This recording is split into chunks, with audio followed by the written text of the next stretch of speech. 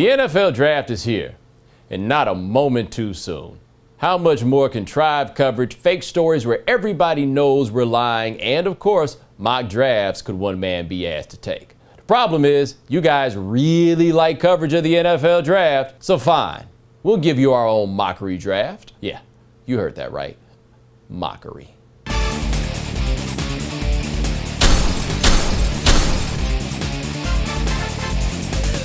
Welcome back, fans. The 2012 Mockery Draft is rapidly approaching. We know everyone is wondering who will be selected as the top media-generated storyline of the year.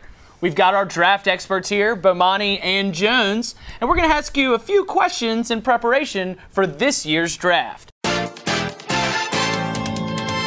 I'm going to ask you first, Bomani, who is at the top of your big board for the 2012 Mockery Draft? Number one, come on, we got to stick with where we are right now, mock drafts. You've been seeing them everywhere ever since January, and guess what? None of them mattered then, and they especially don't matter now. And the best part, after the draft is done on Saturday, there'll be new mock drafts for you to read on Monday. Who will be number one in 2013, even though it's 2012? That's a good one. You always got to look at the time of year, Bomani, but I think in this instance, you've got to look at what year it is specifically. It's an election year, it's a leap year, and yes, it's an Olympic year. The Olympics are moving up my draft board and maybe just be the number one pick.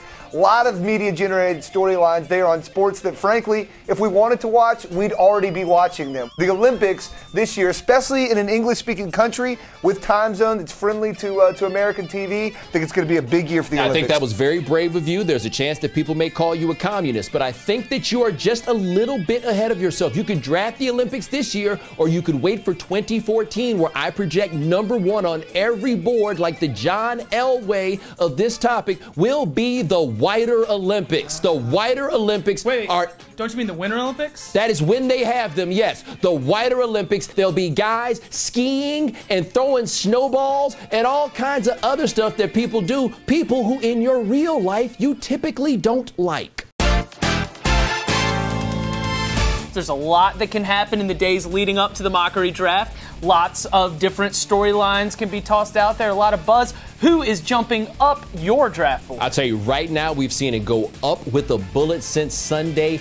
NBA basketball fights are rising with a bullet. You have to take a look at this. If you go to the film and look at all the slow motion clips over and over and over and over and over, you will see just how big basketball fights are, how much they anger people. And I make a prediction right now. It may not be this year, it may not be next year, but somewhere down the line, they're going to call the National Guard for a basketball fight. That's how much I think they're rising.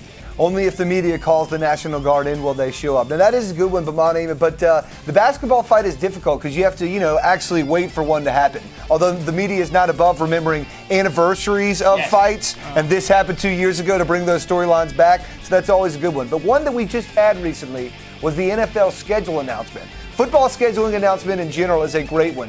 In the NFL, it's a formula. You already know all the teams you're going to play, and yet somehow they sucker people into tuning in as if it matters what time of night they may be playing. Great point on the NFL schedule, because people will talk about a first-place schedule or a second-place schedule. That controls all of 2 games. 2 games. Yeah, it's a formula thing, but it's something that we've got to create buzz around. Otherwise, what will we talk about NFL in months like March or April, of course, until we get to the NFL draft? We'll find something. Yeah.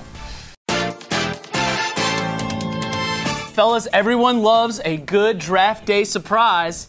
Give me one sleeper for this year's Mockery Draft. A sleeper on this year's draft day is only a sleeper because nothing tops the NFL. But college football is close in some of its media-driven storylines.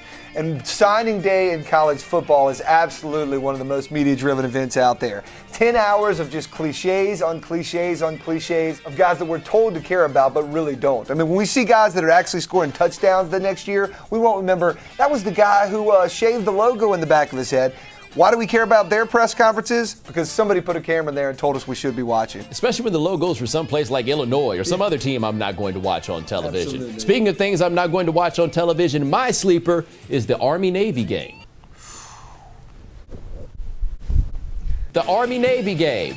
Why can't Air Force get any love? Fellas, I think you guys are looking at this the wrong way. The Army Air Force game, why is that not important? Are our friendly skies not important? If I'm going to watch the option, I might as well watch the option team in a major conference. One thing I guarantee we won't see is many cameras at those Army, Navy, Air Force press conferences. I mean, that's all make for very good signing, David. That's right. Well, that about wraps it up. Be sure to tune in to the 2012 Mockery Draft. We know you will, because we're telling you to. Have a great night. When does Tiger Woods play? Do you guys know? Did you know that Matt Ufford was in the Marines? I did not. First of all, what this means is Matt Ufford is like the ultimate sneak attack, you don't want to fight him guy, right? Yeah. But it's like, what I want to know is what happened between the Marines and when you got all these little bitty ass sweaters? Yeah. You thought that they would have worked the cardigans out of you.